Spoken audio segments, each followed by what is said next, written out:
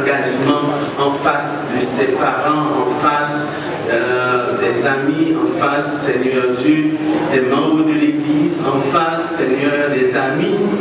Seigneur Dieu, permets à ce couple de répondre favorablement à l'application de ta parole. Et ils se servent, alors que ce couple-là se serve de ta parole comme guide, et afin que, Seigneur, ton nom soit béni. Seigneur, nous te demandons de bénir richement et la sœur Mercier, de bénir ses entrailles, Seigneur. Je te demande d'enlever toute forme de stérilité, toute forme de maladie, et permets, Seigneur, que l'esprit de fertilité règne dans ce couple. Seigneur, nous te demandons toutes sortes de bénédictions. Qu'il en soit ainsi. Nous te prions au nom de Jésus-Christ, dès maintenant et au siècle des siècles. Amen. En gardant cette même position, nous allons écouter les propos la bénédiction finale qui sera faite par l'évangéliste Boussin Sténisson.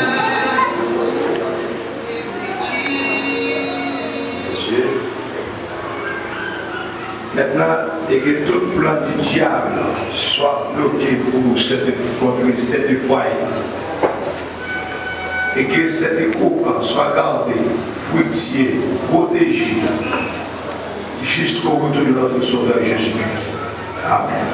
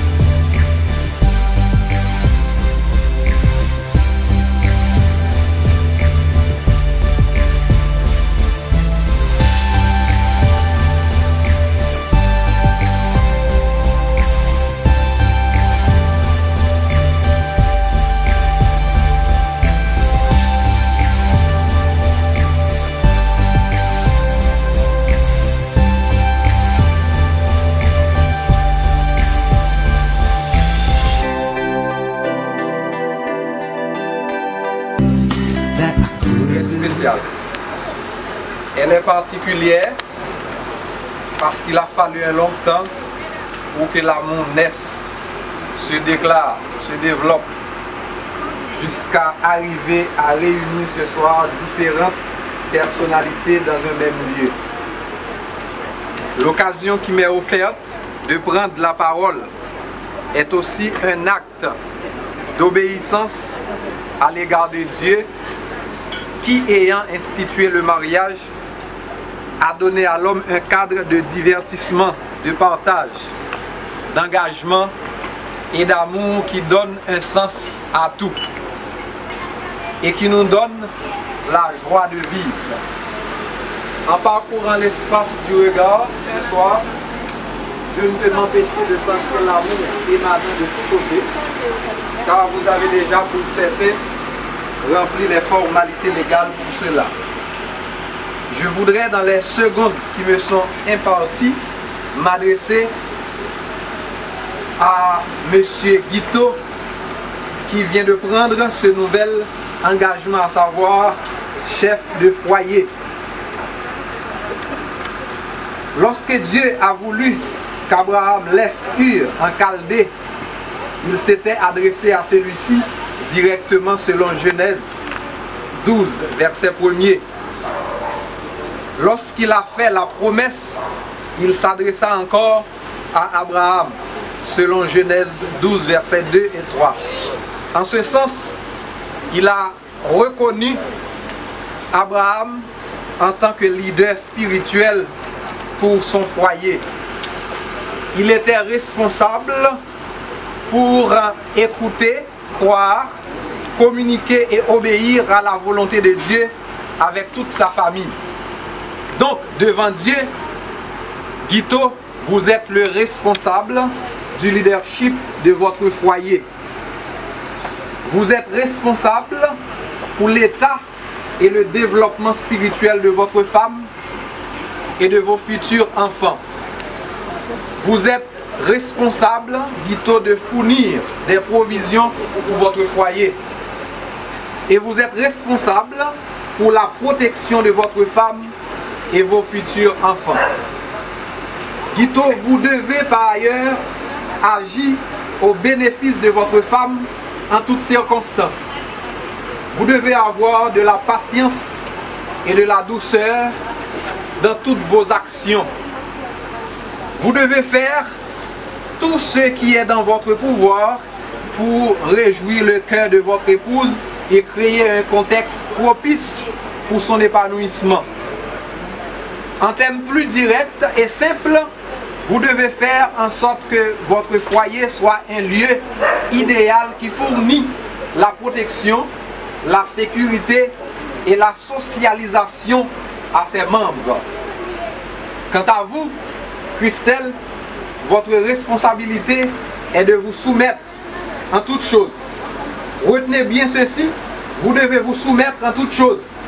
La Bible ne fait aucune restriction là-dessus. Avec un mari responsable et une femme soumise, vous passerez votre vie dans le champ du bonheur. Vous allez montrer votre soumission lorsque vous savez que votre mari est placé par Dieu comme le chef du foyer. La soumission ne va pas changer ou diminuer votre valeur et votre personnalité, Christelle. Elle ne va pas non plus annuler la différence d'opinion dans le foyer, mais elle ne fera que consentir à un ordre divin qui sera bien évidemment objet de grande bénédiction de la part de notre Seigneur et Sauveur Jésus-Christ. Je vous assure que lorsque vous accomplissez votre rôle de soumission, Christelle, cela ne fera pas que faciliter la tâche de votre mari dans l'accomplissement de la volonté de Dieu pour vous et pour vos futurs enfants. Restez accrochés à la parole de Dieu, elle vous dictera comment aimer, comment manifester la compréhension mutuelle, comment élever vos enfants, comment rendre la vie plus belle dans votre foyer, comment procurer les autres du bonheur et comment vous-même vivre le bonheur à tout instant de votre vie. Par ailleurs, je tiens à vous féliciter pour le dynamisme et le savoir-faire que vous avez montré dans les préparatifs pour votre cérémonie nuptiale. Sincèrement, je vois en vous l'image de deux personnes pouvant marquer l'existence, n'est-ce pas? Amen. Vous pouvez réaliser des exploits, mais il vous faut un esprit d'équipe et des lignes définissant une vision claire et lucide à votre avenir. Ce serait manquer à mon devoir de ne pas féliciter Madame la marraine qui n'a pas marchandé ses occupations, mais qui a accepté l'engagement de contribuer au bonheur de ce nouveau couple et prier jour et nuit pour son épanouissement à tout point de vue. Madame, que Dieu vous bénisse et vous accompagne dans ce travail. Merci. Mes chers filles, si j'avais seulement quelques secondes pour vous donner un conseil avant de partir, je vous dirais ce qui suit. Ne passez jamais une journée dans tout le restant de votre vie sans la prière et n'allez jamais vous coucher en colère. Je le répète, ne passez jamais une journée dans votre vie sans la prière et n'allez jamais vous coucher en colère. Que Dieu vous soit en aide, lui qui peut vous préserver de toute chute et vous faire paraître devant sa gloire irrépressible et dans l'allégresse. À lui seul soit gloire, majesté, force et puissance, dès avant tous les temps, et maintenant, et dans tous les siècles. Qu'il en soit ainsi pour vous.